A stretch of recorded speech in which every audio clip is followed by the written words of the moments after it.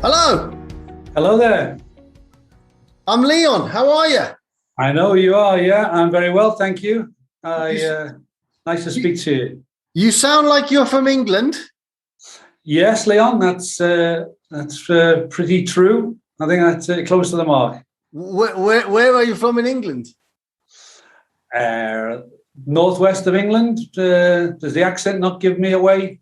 Are you a Scouser? I am indeed. And what's your name? This is getting good. You're a Scouser. What's your name? Does that give you a little bit of a clue? David Fairclough. That's me. The legend of Anfield. Oh my God. I am going to hug my producer with so much love. How are you, David Fairclough? Yeah, I'm very well. I know that you have a little, you have a love for the Reds, so it's. I'm delighted by your response. Oh my goodness me! Wow. Okay. So for those that don't know who the great David Fairclough is, can you tell us a little bit about who you are? I grew up in Liverpool as a young boy, dreaming of playing for Liverpool, and through progression through junior football, soccer for those who are on the other side of the Atlantic. I came through the Liverpool FC training program, and I broke into the Liverpool team in my teens. And I began to create a little bit of a reputation for myself. I was breaking into the Liverpool team of the 70s, which had great names like Kevin Keegan, Emlyn Hughes, John Toshak, Steve Highway. So it was a really, really incredible time to be around Anfield. Very difficult job to break into the team. So I was slowly introduced into the scene, as it were, and I kind of developed a little bit of a knack of coming on as what we called in those days the substitute, impact player, perhaps these days. And in those days, there was just one. So the team was chosen as 1 to 11, and then they had one substitute who, if he was called upon at some stage late in the game, it was hoping that he would make some sort of change to what was already had gone before. And I developed a little bit of a reputation and became known as the super sub. And although at the time I enjoyed the headlines and the nickname that was given to me, I found it a little bit frustrating, but many years on, we know if you know anything about Liverpool Football Club, then it has an amazing history. It has had some fantastic stars to remember, some great occasions, and I have a little piece of that history. And people, as I say, remember me as Super Sub, which is a term which has become quite common now, not just in English football. But in all kinds of sports all around the world. It's really amazing that the tag that was gifted to me has been introduced into so many different sports and situations. David, what were the years you were playing again at Anfield, Liverpool? I broke into the team in 1975. It was the period. It was the second season for Bob Paisley, who came in to replace Bill Shankly, the legendary Bill Shankly. And I was slowly sort of introduced, and it was an incredible, amazing time because Bob Paisley was establishing himself as a manager in his own right, in the shadow, and after the great things that Bill Shankly had left at Liverpool, and the team was evolving in a really great way. We had some, as I said, great names in the group, and in my first season, we won the league championship, we won the UEFA Cup. And then years later, it was just success. And as I say, it was just an incredible period, a great era in Liverpool FC's history. So you played from 75 until 83. I had one or two challenges along the way. I had an injury which kept me out for a while, about a year really, and in that time, Ian Rush emerged, which kind of I wouldn't say didn't do me any favors, but it kind of put me back a step or two, and in time, I felt that perhaps although things had been going well through the 70s and right at the turn of into the 80s, I felt perhaps that I should move away. So I left in 1983. But I had 8 years of involvement in the first team squad. I'd had a couple of years, obviously, coming through juniors. So it was a long association with Liverpool, and it was one that I was obviously a little bit reluctant to change. But you have to move on, and there were a lot of great challenges, and I found that there was a reasonable amount of interest in taking me to other places. So it was a chance to stand on my own 2 feet. I was born in London. Yeah, but my heart is Scouse. Mm. I'm telling you, man. Yeah, it is such an honor to be sitting here talking to you. I named my first production company Shankly Productions. I named the company that owned my house Anfield. Mm. Literally, I am totally obsessed with Liverpool Football Club to the effect that, and I tell this to people sometimes, like Liverpool Football Club helped me to get through my childhood. I'm serious. It may sound weird, but like I felt like I was part of something. The great song "You'll Never Walk Alone." I felt like I was, in 1983 I was only 7, but I felt like I was like part of something bigger than myself. Yeah, and as you've been speaking, I just want to jump through the screen and hug you. Anyway, I should calm down because I don't want you to leave. So I'll calm down. So for me, it was always a dream to play for Liverpool Football Club. It was always a dream, right?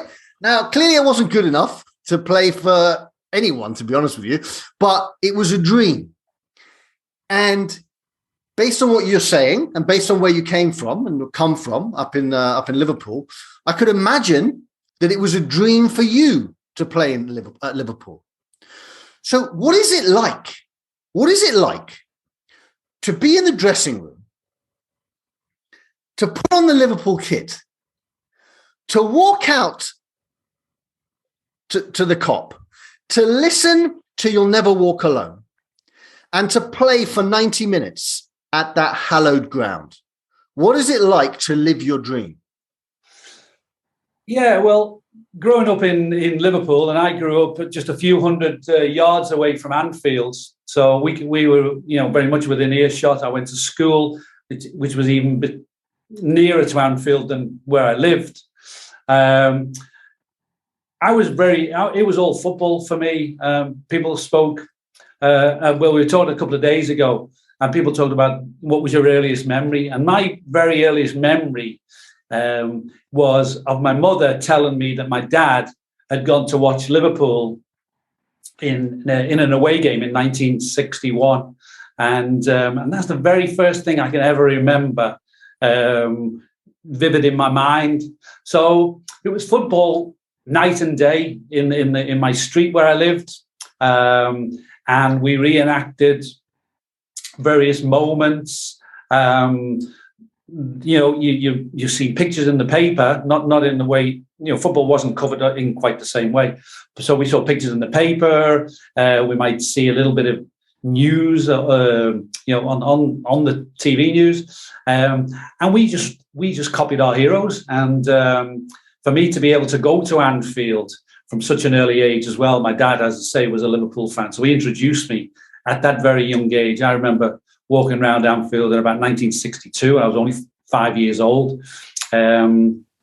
So it was a dream. And I think sometimes, it's a phrase used very, very casually. But you could never have imagined in those days, because there was a kind of a mystery about how you became a footballer, even though we played it night and day, as I say. The thought and the idea, how could you play for Liverpool? How could you become another Roger Hunt or an Ian St. John, the big heroes of the 1960s? I had all those thoughts and hopes, aspirations,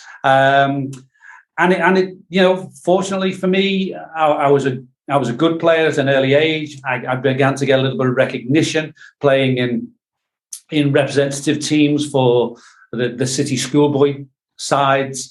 And then when you get into that, asked to come into the group, the training group for young boys in those days, you've still got an awful long way to go. And then you realize how difficult it is going to be to impress these guys who are steeped in football, are really fiercely hard, competitive, and your battle is to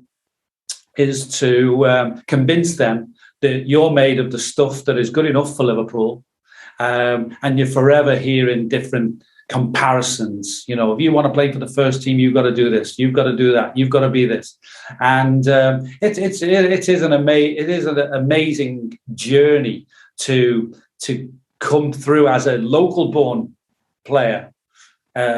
Obviously, at the moment, we've only got Alexander-Arnold, and Curtis Jones has broken a little bit. So for local born players, it's an incredible journey, and to run out, the word surreal is often used, and you probably feel as if you are in a dream.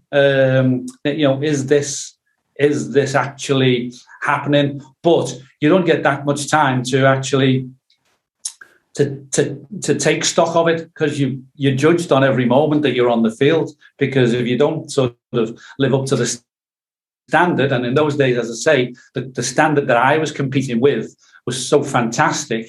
There are kind of no second chances, so to speak. So whilst it is a dream, and you have those thoughts of making the headlines and sort of going on and being successful and winning things, it becomes a tough business. So all that fun that you had playing football as a young boy now becomes really, really, really, really serious. And as I say, not so much a second chance, but you've got to really grasp that opportunity and not waste any moment that you're on there. But there are moments when you can perhaps in a 90-minute span, so to just take it in a little bit. But the memories that I have are incredible. They come back to me in different times and different things that make me recall some of the fantastic things that I was a part of. But I was linked to a particular goal against Saint-Étienne, and I often think I'd love to have been able to, you can't do it, obviously, been in the crowd looking down and seeing myself sort of doing these things. You get a chance, obviously, to see on television, but to feel and, some of the emotions that people have told me down the years they felt when I was maybe involved in certain things. It would have been that's sometimes one of those like magical powers I wish I'd had.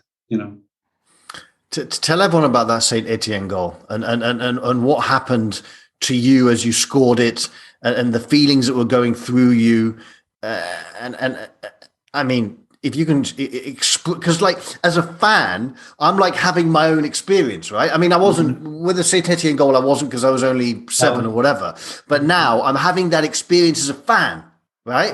But what's it like to actually be the person that is scoring that goal that millions of people around the world remember and had so much joy about? Yeah, Saint-Étienne were perhaps at that point the most recognised side in Europe. They were the favourites for the competition that year. If you could, if anyone could have thought of wanting that maybe deserved to win the European Cup in that period, Saint-Étienne had missed out the year before, so they were pretty much favourites to win the competition. And we knew when we got drawn against Saint-Étienne, it would be a tough battle. But there was an arrogance about Saint-Étienne, which I don't think they fully really appreciated how good we were. So we had 2, incredible battles. The first game in Saint-Étienne, we lost 1-0, and that kind of set up perfectly a night at Anfield, when in the past I'd been to European nights at Anfield, and there was one night in particular that was probably the highlight for most people, 1965 Inter Milan. But apart from Inter Milan, nothing really had threatened to come near to the night of Saint-Étienne. And unfortunately, I was substitute. I say that in one way. I was chosen as one of the substitutes for that game. But as I say, it was really poised delicately. We needed a goal to draw a level, and we did that quite early on through Kevin Keegan. And then the game settled down a little bit. And as I say, I think Saint-Étienne underestimated us a little bit. And though the game was very tough, physically and in quality as well, difficult for us to make chances. They were dangerous. It was a really great game. So for anybody that's never ever caught up with it's one of those old style games that it would be really enjoyable to watch in this day and age. But they then scored in the second half, and at that point that puts them 2-1 on aggregate. We have to score 2 to win, and unfortunately, we will find it very difficult to break them down. The night and the occasion had grabbed most people's imagination. The stadium was packed in a way that had never been packed before. People broke down the gates. Everybody got in as best that they could, and it was just really, really ferocious in terms of atmosphere. And it was raw. It wasn't manufactured. It wasn't sort of a theatre where you've got to join in and sing. It grabbed people that night, whether you were in whatever side of the ground. It wasn't just the Kop. It was all over. And there was a lot of French people there. And that added to a really, really great atmosphere. I eventually came on with about 14 minutes to go. And Liverpool still needed one more goal to get through. And and there was never really that much sort of there wasn't that much direction from Paisley or Ronnie Moran. It wasn't a case like you got to go and do this, got to go and do such a thing, play in the right, play on the left. It was a case of just go on and just see if you can make a difference, because it kind of, I think a lot at that point, as I was coming in, a lot of people had begun to give up on our chances of beating Saint-Étienne. And I got the opportunity to run in on goal. It was a ball hit into space. And in those situations, it was a little bit of my forte because I was quite a pacey player. And once you get to the ball, then all those things, you can't practice for moments like that. It's all about all the practice that you've done in the years gone back. Your natural talent takes over, and you just got to keep your head and I managed to keep mine and managed to score a goal, which I've been reminded of and am reminded of every day of my life. Somebody tells me a story, the Saint-Étienne moment, and whether they were there, whether they would listen to it on the radio, everybody seems to have a Saint-Étienne moment, and it was the moment really where Liverpool were able to kick on. We progressed to the semi-final, and in the semi-final, it was kind of an easier draw. We beat FC Zurich, and then we went to the final for the first time.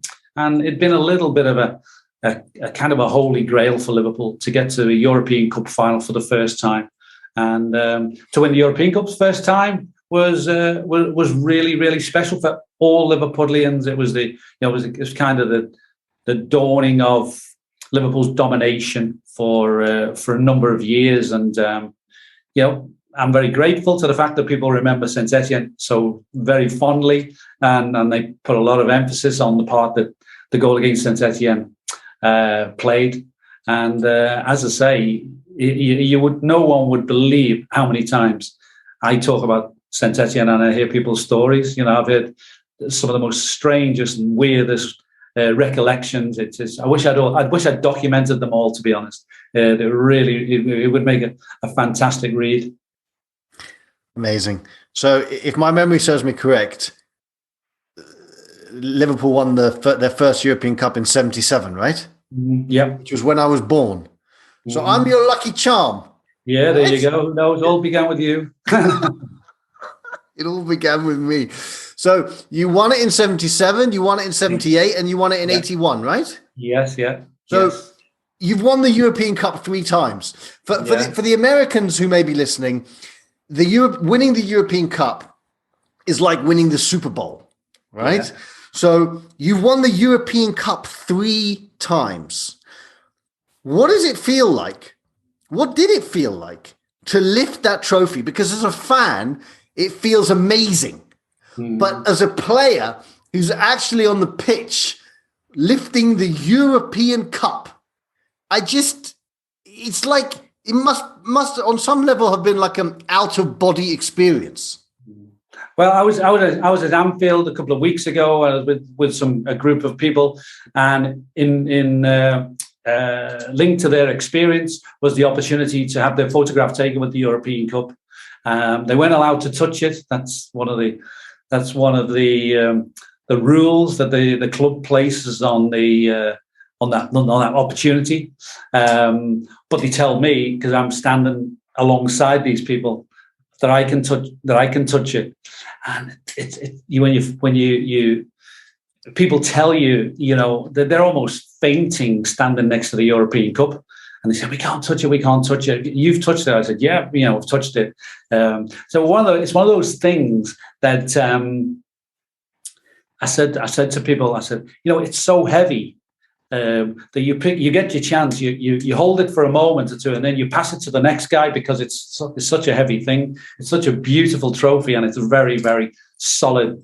It's a huge piece of silverware, and so you kind of pass it on, and then you think afterwards, I should have held on to it a little bit longer. But any moment that you get still to stand next to the European Cup, to just touch it, there's a superstition. You can't touch it unless you've won it. Tell that to Andrei Shevchenko. Yes, exactly. 2005, He touched it, and it all went bad.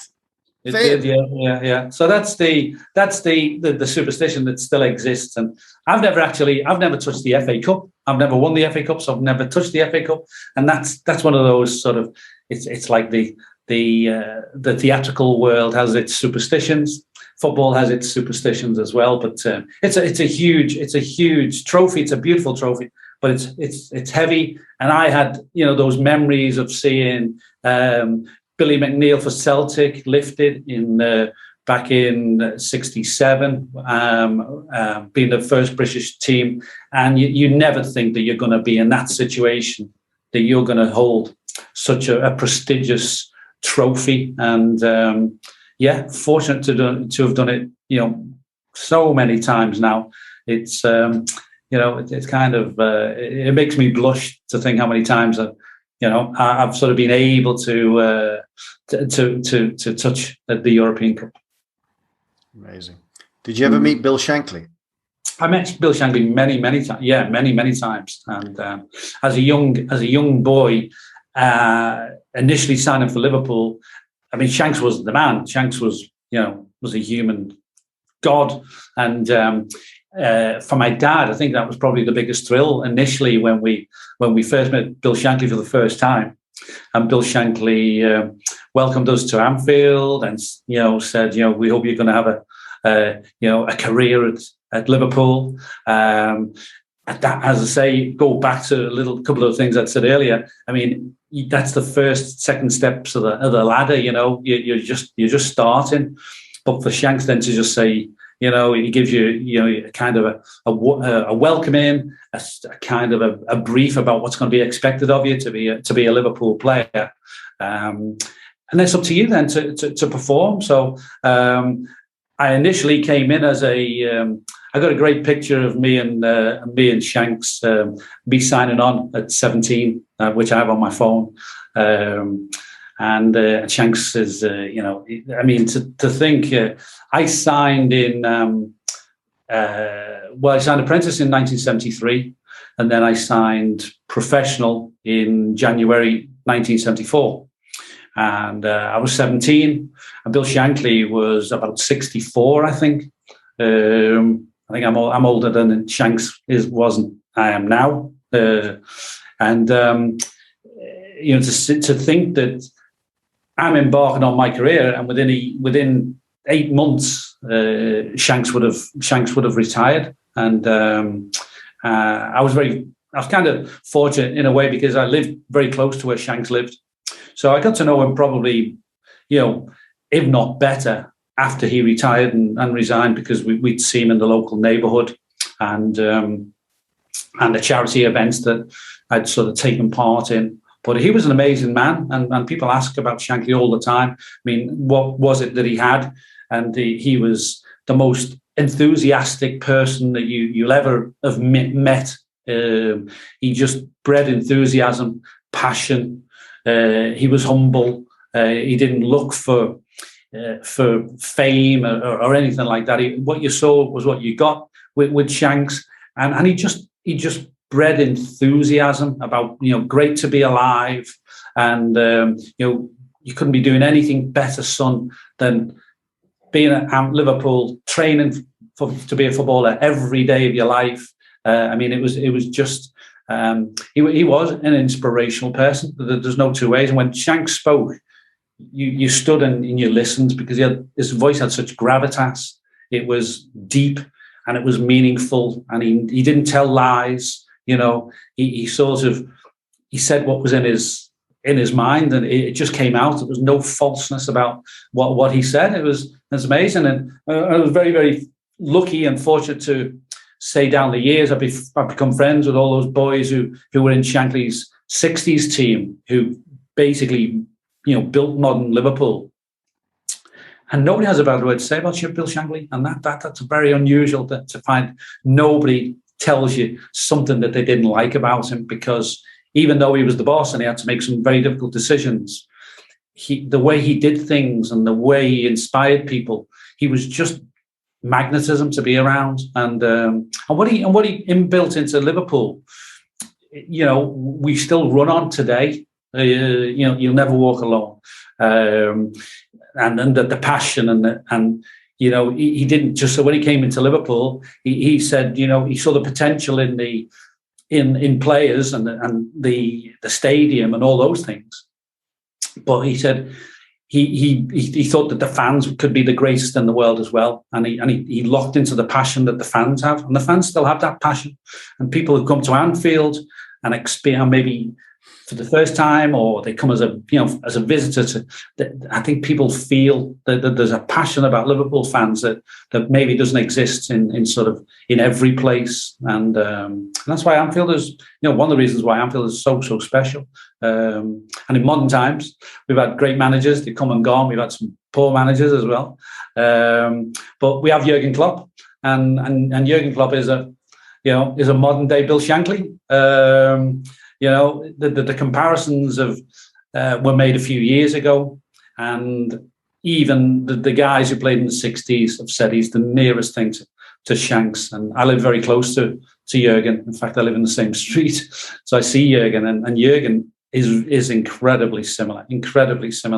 He speaks from the heart. There's no falseness. There's just what you see is what you get, and he has this enthusiasm. Shanks was a bit more dynamic, I think, than if I had to say, Shanks. There's no, I could say one's better than the other, but Shanks was just extraordinary. But Jurgen is amazing and fantastic, and as much as everybody wondered what Liverpool would be without Shankly, I think we're making those sort of comparisons now, because obviously Jurgen has said that he's not here for forever, and when Shanks left, it was what's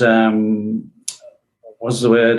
It was beyond belief, and I hate to think what it's going to be like when Jurgen sort of does something similar.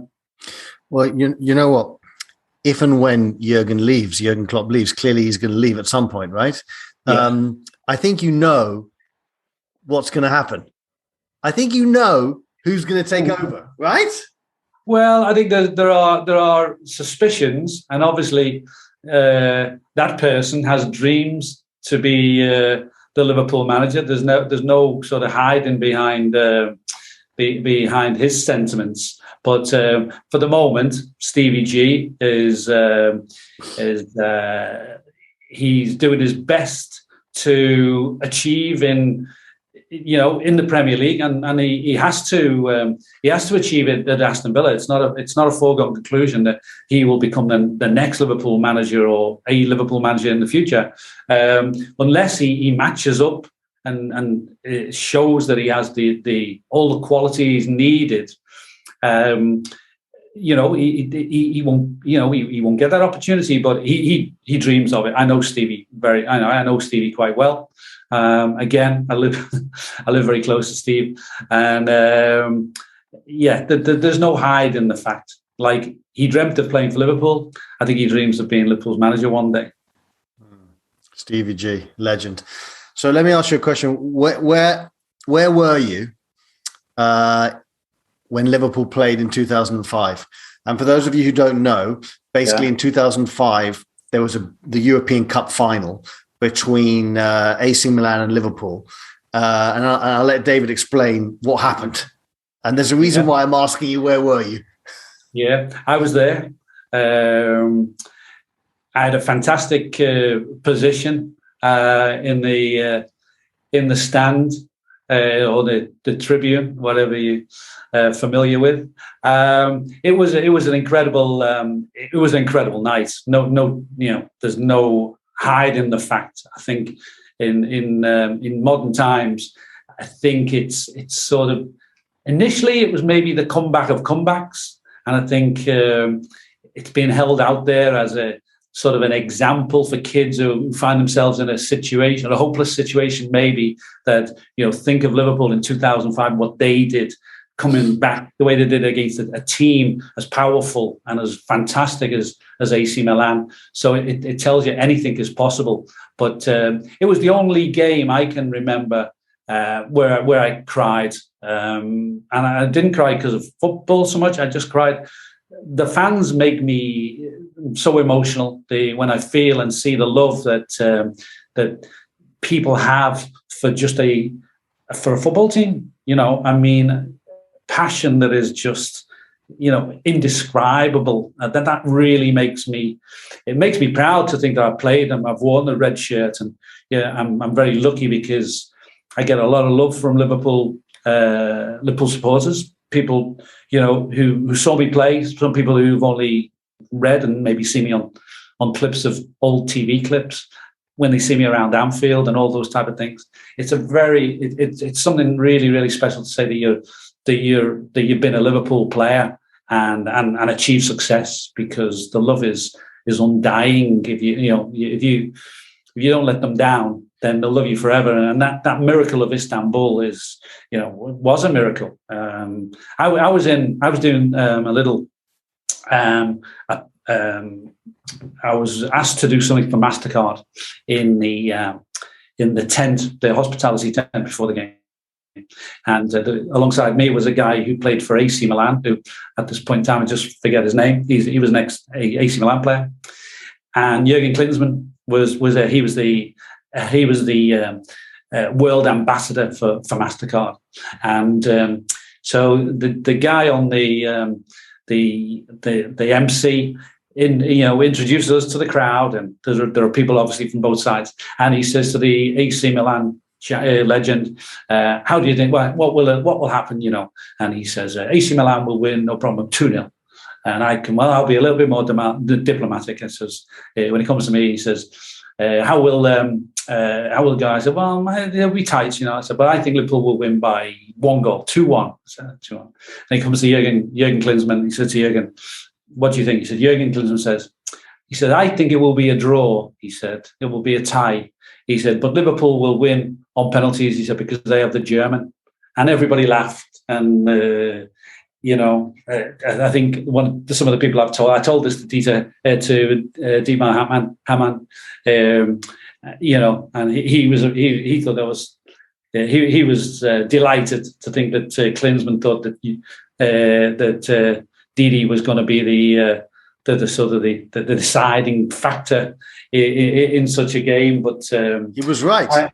He was absolutely dead right. I mean, whether or not he had a crystal ball, but I often smile when I think how, if you're going to make a forecast, that's one of the forecasts of forecasts, I think.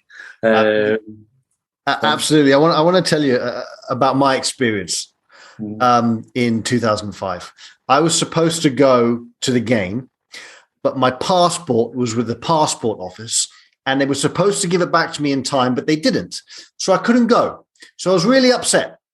I went over to my uncle's house, and AC Milan scored 1-0. Then they scored 2-0. Then they scored 3-0. And I was like, thank God I didn't go to Istanbul, right? So the second half starts. Shevchenko, and I can't remember what minute, 50th, 52nd, 53rd, has a chance, and Dudek dives to his left and saves it. And in my head, I'm like, if Dudek doesn't save this, I'm leaving. I'm turning this off and I'm going home. He saves it. Then it becomes 3-1. Then I say to my uncle, this is where it gets a bit crazy. I say to my uncle, I see that he has some, this is really weird, but I'm going to say it anyway. He has some golden glasses up on his shelf, right? And I say to him and his kids, I say, we have to start holding the golden goblets, because trust me, if we hold the golden goblets, Liverpool are going to score again. So we're like, all right. So we hold the golden goblets and we score again. It's 3-2. And I say, guys, keep holding the golden goblets. And they score again, and it's 3-3. And I say, look, do not let go of the golden goblets until this game is over. And then Shevchenko, in the last minute of extra time, I don't know if you remember this, had an open goal. And Jerzy Dudek did something from God and saved it, right? Mm-hmm. And then we ended up winning on penalties. And I've still got this golden goblet. I don't know where, it's somewhere in the house. I've still got this golden goblet because I'm convinced, which is obviously not true, right? But this is the state of mind of crazy fans. I'm convinced that we won the European Cup because I told my cousins to hold the golden goblets. I mean, that's the craziness of football fans, right? Yeah, it was special. It was special. And the save from Dudek, I think some people have had their theories that Pope John Paul II was a big Liverpool fan because of Dudek being Polish. I think it was divine intervention, because if Jerzy doesn't move his hand 1 inch, then it doesn't happen. It was special. I was sitting next to the marketing director of Carlsberg, who said to me at halftime, "What are we going to do? What are we going to do?" And I said, "We just got to hope that we save ourselves from embarrassment, because it looked like it could have been 5 or 6, and maybe we get a goal and we see what happens." And it was just it was unreal. He sat there And then after the game, he said to me, he said, he said, an hour before we left for the stadium, he said, I only just concluded, I agreed to take Liverpool, give them another shirt sponsorship for another 2 years. Liverpool had no shirt sponsorship going into on the morning of the Istanbul game. And he made this call and got Liverpool to sign at a very reduced rate deal. He was a god after that. Kjeld was, and he said afterwards, he told me the story. He said, can you believe I negotiated a deal to take Liverpool? And he had now had the European champions for peanuts, so to speak. So it was something, obviously, there was an old song in England many years, or an old poem about I was there, and to say that you were there, it's like people say about Saint-Étienne. I get, people say I was there, so it makes you.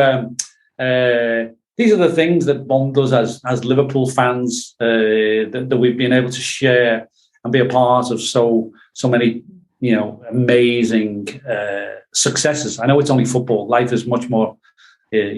Shanks said, it's life and death. Football is more important than that. But he did retract on that a little bit. But it is something that we in Liverpool, everybody talks about football every day. Every day it's the thing that makes us tick. So I'm very lucky to, as I have a part of the history. Why do you think the fans, specifically the Liverpool fans, are so connected to the club? I mean, why is that? What's the history behind that? Yeah, I couldn't really put any positive explanation on that one, but I think Shanks, is the inspiration for starting that. I was talking to somebody today who's he has a second aunt who's followed Liverpool for many years and still remembers me play. Well, has watched me play, so she must be a good age. But people form this bond, and I think it was something that has to be inspired by Shankly. It has to be inspired by Shankly, and to be a Liverpool fan, you can't just flit in and flit out. You can't say, "Oh, I'm a Liverpool fan," and then in some months later or something like that, "Oh, I'm an Everton fan now." Once you're touched by the Liverpool stick kind of thing, you've been sort of infected or whatever. It's an incredible thing. It's an incredible thing. The passion and the love, and as I say before, I get most emotional when we hear the fans singing "You Never Walk Alone" and in these sort of special moments and things like that. And it's something that I don't know whether or not I can't speak for any other team, because obviously I've only ever supported Liverpool. But it is, you feel like Liverpool are unique. We're all unique, but I think Liverpool is unique. Really, really is unique. And everybody who plays for Liverpool wants to be remembered as a Liverpool player. They might have played for Leeds United or Sheffield United or whoever in the past, and then they had a year or so at Liverpool. They want to be remembered as a Liverpool player, because Liverpool has a magic, and the name transcends the world. And we have an incredible place in sort of football history. That's a Liverpoolian speaking, though. Yeah,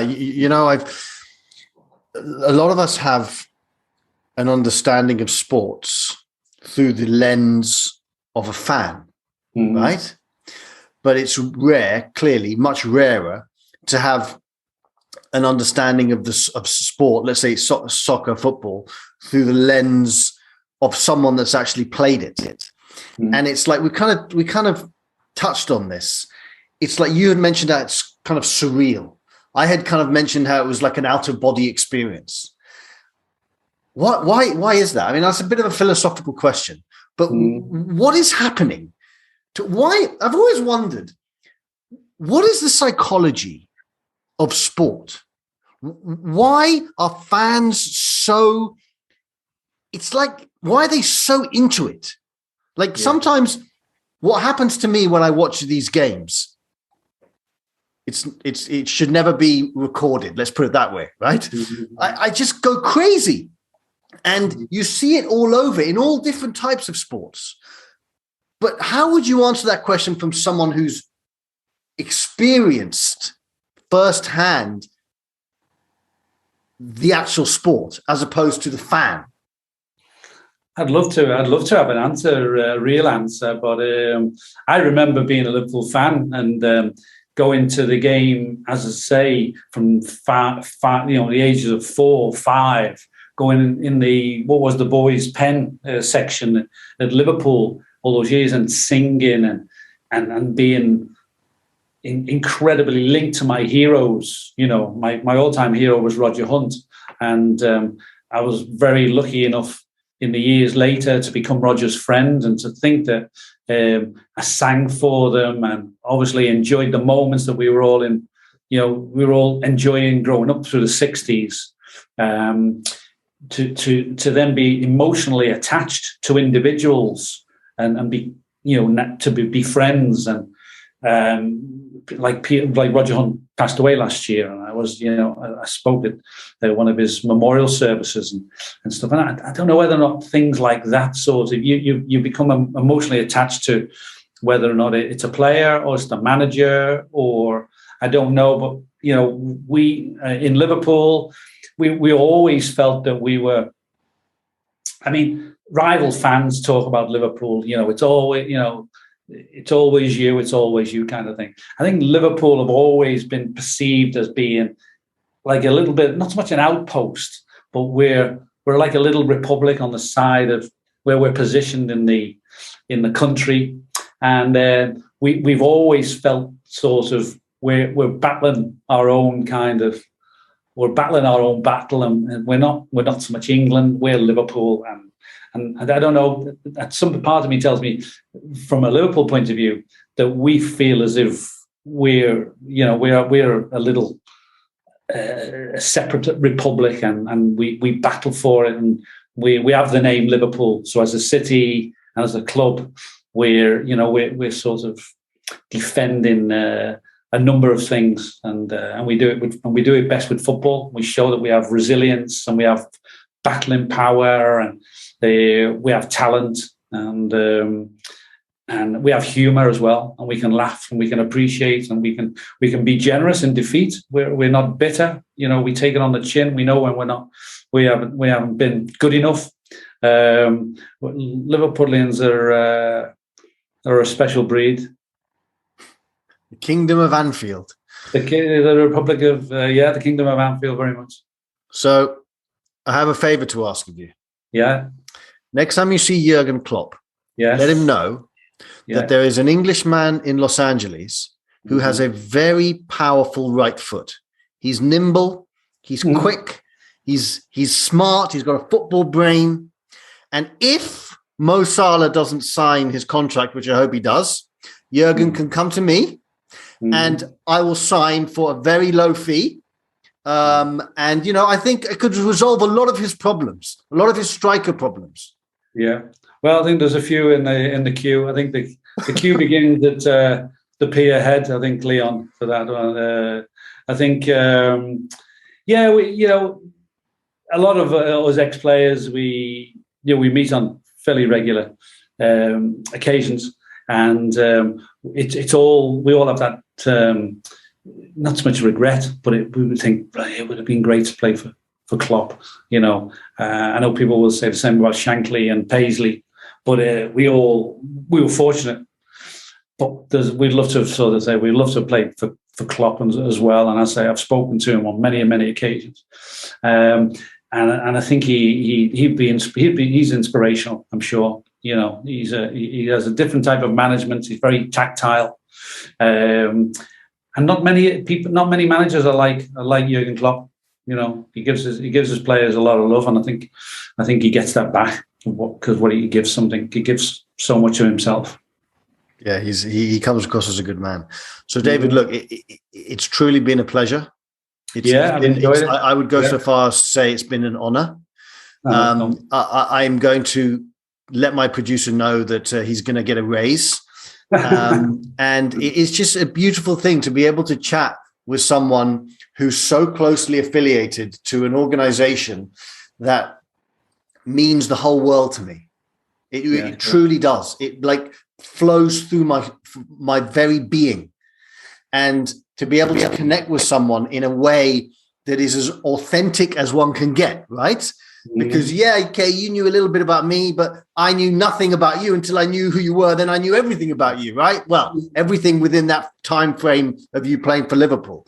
So it's a beautiful thing. It's a truly beautiful thing. I'm very, very grateful that you gave me your time. No problem.